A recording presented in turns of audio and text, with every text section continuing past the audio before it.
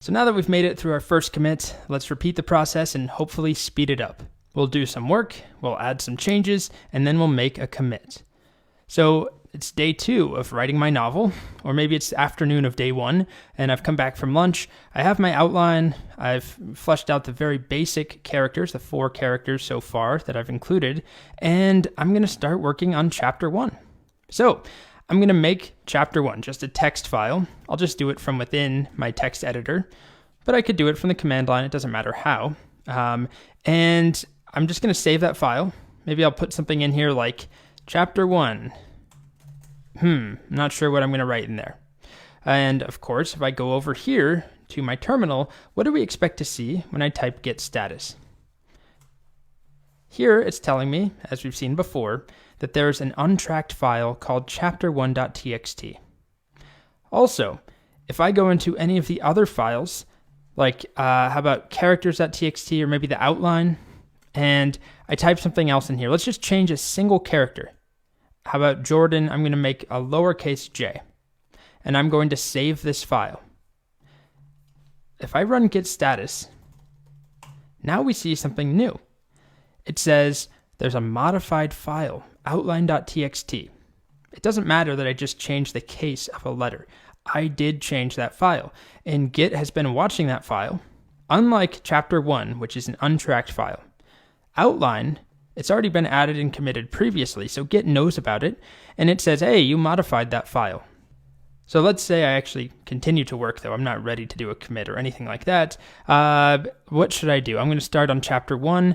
I'm going to just copy some of the text from The Great Gatsby. This is all available these days online, free, and legally.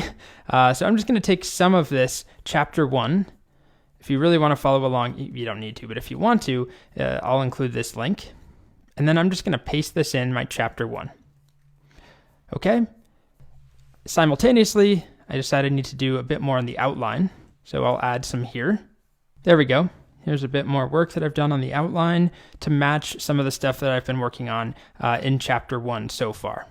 Okay, so I'm going to save both of those files, and then I'm going to go over here again to my terminal, type git status, and we see basically the same thing. The files have changed. I mean, Git's not telling me right now what has been modified in this file. There is a way for us to see exactly what's changed, but for now, all that it says is something changed in outline. So if I'm ready to make a commit, I have to decide, am I going to group those files together? And I am, because they both had to do with chapter 1 and the work I did on chapter 1. So I'm going to add outline.txt, and I'll do it in one go. If I separate them by a space, I'll also add chapter1.txt. And now if I type git status, we see that whenever I do commit next, both of these changes, new file chapter 1 and the modification of outline, both of those will be included in the next commit. So I'm going to commit, git commit -m. What's my message here? What did I do? How about begin work on chapter 1? Okay. And type git status. Quick, what do you think we'll see? We saw it earlier. Nothing to commit, working tree clean. Okay. So the next thing I want to talk about is a command called git log. And the git log command doesn't do anything. It's much like git status. It just retrieves information. And the information it retrieves to us is a log of the commits for a given repository. And in this repo, we only have 2 commits. Now, there's a bunch of stuff in here for each commit. Here is one commit. Here is another. And for each one, you can see the author, the dates, the author and the email are things that you can configure, and we did configure early on, so it just uses whatever your local Git has configured for username and email. Then we have the date, and then we have the commit message. And then up top, this crazy looking thing called the commit hash, we don't need to worry about for now, but definitely we will come back and reference. And then here is the second commit. So at this point, honestly, git log is just a way for us to demonstrate that when we ran git commit, it did something. And that's kind of it for now.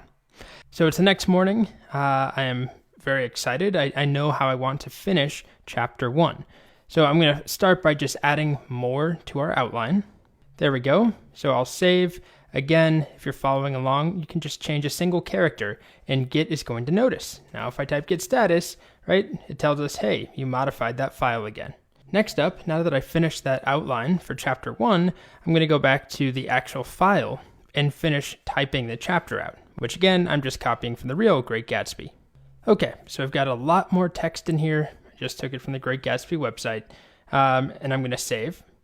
And now I've finished chapter 1, I outlined it, and I'm ready to go through the same steps again and commit. So I always start with git status, and I'm going to show you one other option for how I can add these two files simultaneously, rather than having to add them by name. If I do git add followed by a dot, I actually have a slide on this. Here we are. Git add dot will stage all changes at once. So whatever we have unstaged at the moment, they're not going to be committed. When I use git add dot, both in this case, but if I had 50 files that were modified, all 50 would be staged. And it can be useful, but also if you've worked on a bunch of things and disparate features that aren't necessarily ready to all be committed at once, it's much better to be surgical when you make your commits. But for now, I finished chapter 1, the outline had to do with chapter 1, so I'll add both. If I type git status, we can see both of those have been modified, and now I'll commit. Git commit -m, finish chapter 1. Great.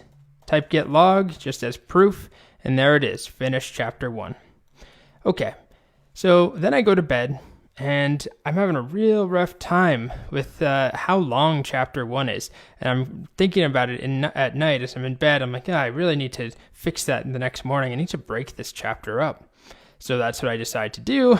I wake up and I move my outline around a bit to reflect my new changes. I decide that right here, I want to split my outline. So I'm going to add chapter 2 now starts right here.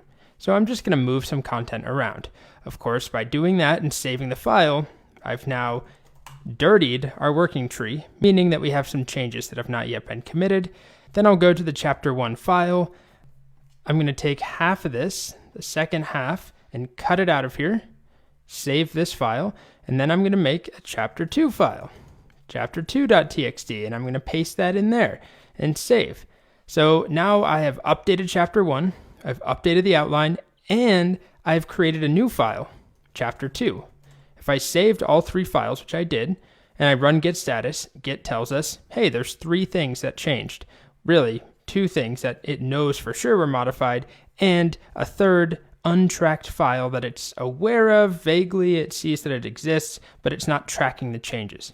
So I'm going to add all of them, and we can use the same shortcut I showed you, git add dot, because they all have to do with the same thing. It's just the same piece of work. Something like when I commit, my message will be, split chapter 1 into 2 pieces, or something like that.